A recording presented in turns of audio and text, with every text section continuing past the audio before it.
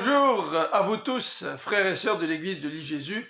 Aujourd'hui, nous sommes le lundi 26 octobre 2020 et cette capsule numéro 23 marque le début d'une nouvelle série. Nous allons regarder ensemble quelques textes bibliques qui semblent enseigner la perte du salut. Et nous allons voir que ce n'est pas le cas.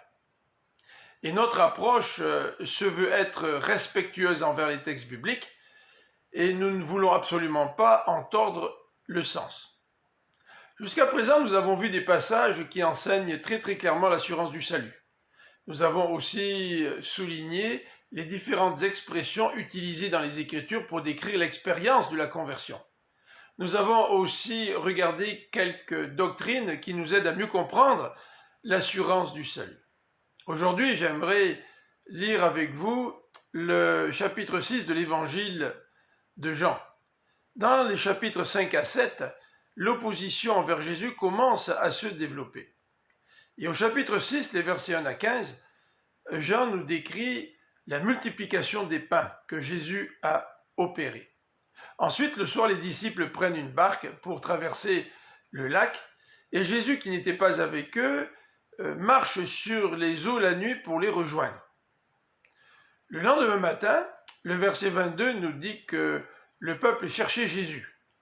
Et l'ayant trouvé, Jésus profite de cette occasion pour les enseigner sur la signification du miracle, le miracle de la multiplication des pains.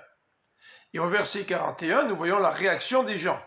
Ils se mirent à murmurer contre lui, parce qu'il avait dit « C'est moi qui suis le pain descendu du ciel ». En fait, Jésus avait dit que si nous mangeons le pain descendu du ciel, nous recevrons la vie éternelle. Si nous plaçons notre confiance, notre foi en Dieu, nous recevrons la vie éternelle. Donc les Juifs murmurent contre Jésus. Ils disaient « Voyons, n'est-ce pas Jésus le fils de Joseph? Nous connaissons bien son père et sa mère. Comment peut-il prétendre qu'il est descendu du ciel ?» Au verset 52, les mêmes Juifs se mirent à discuter vivement entre eux en disant « Comment cet homme pourrait-il nous donner son corps à manger ?» Donc nous voyons une opposition à l'enseignement de Jésus par la foule.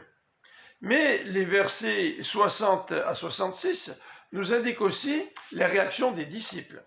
Verset 60, après l'avoir entendu, plusieurs de ses disciples dirent « Ce langage est bien difficile à accepter. Qui peut continuer à l'écouter ?» Donc, le peuple, les disciples, réagissent à l'enseignement de Jésus. Les arminiens lisent ce passage en disant ceci. Les disciples étaient sauvés et les disciples ont perdu la foi. Par conséquent, nous aussi, les croyants, nous pouvons perdre la foi. Eh bien, nous allons regarder demain que ce n'est pas ce que le texte enseigne. Je vous donne rendez-vous demain pour la capsule numéro 24. Que Dieu vous bénisse. Bonne fin de journée.